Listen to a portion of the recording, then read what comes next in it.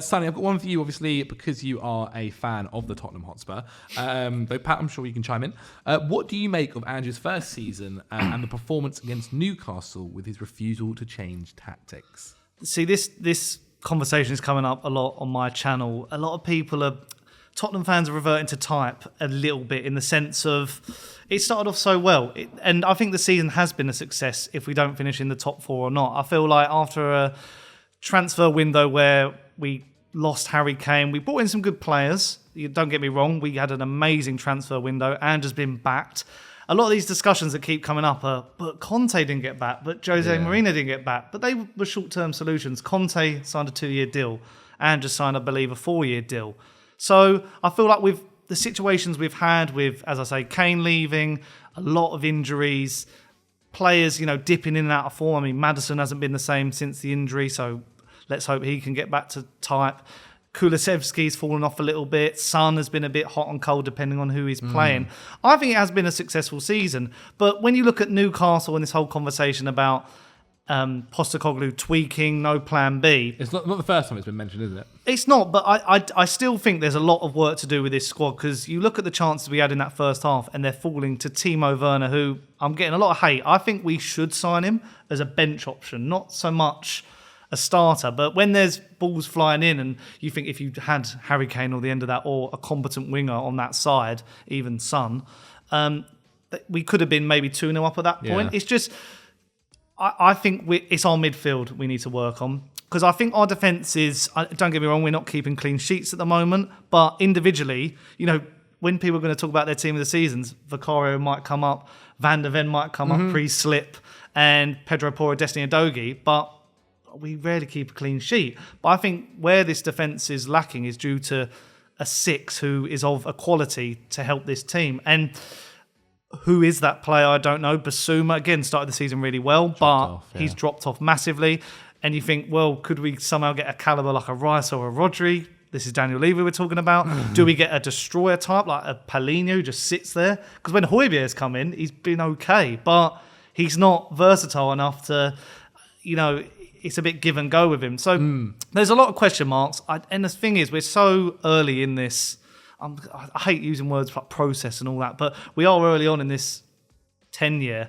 But the thing is with Ange, tactically, I mean, there are moments where you do think, just sit back, but it's knowing how to use the ball. We had so much of the ball against Newcastle, but we're not, when I watch like Arsenal, Liverpool, City, the way they zip the ball around, the way they move it, we're still sluggish. I think Ange has got this team at like 50% of its capability. And there's still a long way to go. Okay. Patrick, anything to add, my friend? I think they're operating at a lot more than that. Like, as in, I think the attack is kind of juiced by the way that Ange plays, but I think it exacerbates problems with the defence. Like, to me, an issue is going to be how they can press more coherently. Yeah, it's been lacking lately. Because this is what pressing teams look like generally. Like, they attack pretty well, but when the ball gets in behind, you give up huge chances. My one worry about Spurs, I guess, is that I think all their defenders have had pretty good seasons individually, and they all are super active. Like 4 or 5 tackles and interceptions per game for all of them, apart from Van der Ven, who's still above average in this regard. So they're all doing a lot of defending. Well, big teams, their defenders don't do a lot of defending. They cut those passes off early through the midfield, through the attack. So my worry is if this is where they end up long term, given that these guys have all had good seasons, I don't see them getting better that way. Yeah. Just like having those guys win more challenges is not a workable system. The system has to be we prevent teams getting out earlier on. And the question then is how do you maintain a quality attack with attackers who are better at pressing in this particular system? Like, can Son do it at this age? Can Maddison do it at a high level? These are open questions. So I think that this is a really good first season. I think that Ange can definitely take this team on to better things.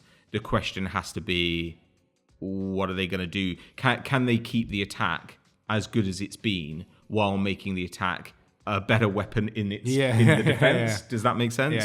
While having a better pressing attack, can they maintain attacking output? That's what has to be next, I think. Okay. You haven't got money issues, have you, Snells? No, well, we're You're very best compliant off. with FF. Yeah, we're the best off. We were one of the only okay. teams who spent in January. Okay, in true. Dragoson, Very true, so yeah. And their 100 million big helps. expense, of course, is the stadium, which Yeah. you can actually write off under PSR. Yeah. But Spurs and Arsenal are the top teams in the league when it comes to wages versus turnover. So Spurs are in a really strong position in that regard. So you can go and get strong. a tasty 6 this summer. Yeah, going to be really, really strong. So some interesting points there discussed between myself and Patrick van Straaten about Tottenham season so far and looking ahead to some of the tough fixtures we have left. But, you know, I mean, the points that came up, you know, we seem to be treading over these, and we're doing it more so because, you know, Tottenham aren't playing this weekend. So it's a bit of a dissection, especially after that Newcastle game. A lot about Ange tweaking, player transfers, the lot. So it was really interesting to talk to those guys about that. But let me know what you think about all those sort of things. Do you agree with what I had to say, what Pat had to say? A lot of interesting things coming up about Ange and Conte and Marinos. I've discussed it in some of my recent videos. If you haven't checked them out, go back and watch them now. But yeah, I feel like a lot of question marks over Tottenham at the moment about getting top 4. Is Europa League good enough after this coefficient situation? I feel like there's just, I keep saying it, just so many question marks over Tottenham about what's going to happen, where will Ange be in the next few years. So some very interesting talking points. And it was good to talk about it with Pato, who is obviously a Arsenal fan. Zac's a Chelsea fan, so it's good to get a few different viewpoints. I like to do that on this channel, just not just Tottenham echo chamber, just get some other fans involved. And if you're wondering where that clip was from, it was on Zac Djellab's YouTube channel, and on that we spoke about Tottenham, we spoke about Cole Palmer and Chelsea, we spoke about Arsenal being knocked out of the Champions League. I did a little reaction video on that the other night, so go check that out. And I want a disclaimer, by the way. Some people were saying about my jumper. I've had that Adidas jumper for years, and I've never realised it looked like the Arsenal kit. I just happened to wear it to work that day, but the colour scheme was very similar, so I apologise on that one. But the main premise on the video on Zac's channel that you should go and check out was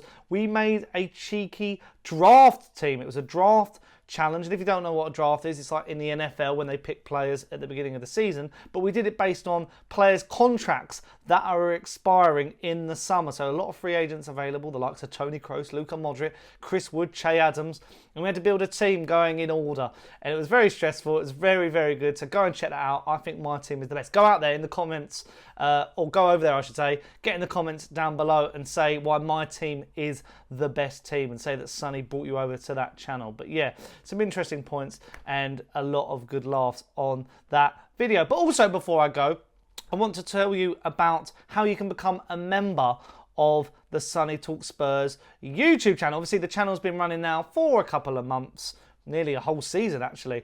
And recently, I've added a feature where you can become a member of the channel for just 99p a month. Help support the channel, help me continue to make this amazing Tottenham Hotspur content. Really grateful for my fans. Getting to 3,000 subscribers is no mean feat, so I really appreciate all you. But for a membership, it's 99p a month, and with that you get exclusive emojis, you get some loyalty badges as well to show how long you've been a member on the YouTube channel, and you get exclusive access to my podcast, the Nice One Sonny podcast. Say podcast again.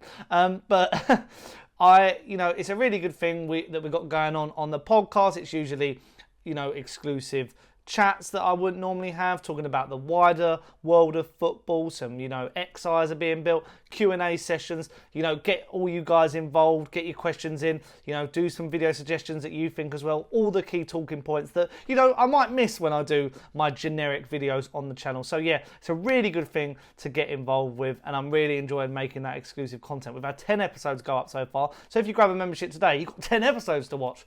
Absolute bargains. But yeah, really enjoyed making that. Really enjoyed jumping on Zac's channel. So as I said, go over there. And if you are new to the channel, you've just discovered me on this video on your YouTube box right now, then get in the description down below, like the video, subscribe to the channel, hit the notification bell. It can let you know when I've gone live. And as I said, link in the description down below. 99p a month. You can become a member of the Sonny Talk Spurs YouTube channel. Until next time, got a few videos going up over the weekend, so keep aware. Keep the notification bell on, because you'll know when I've gone live. I keep saying it over and over again. But yeah, thank you very much, and I'll see you guys very, very soon.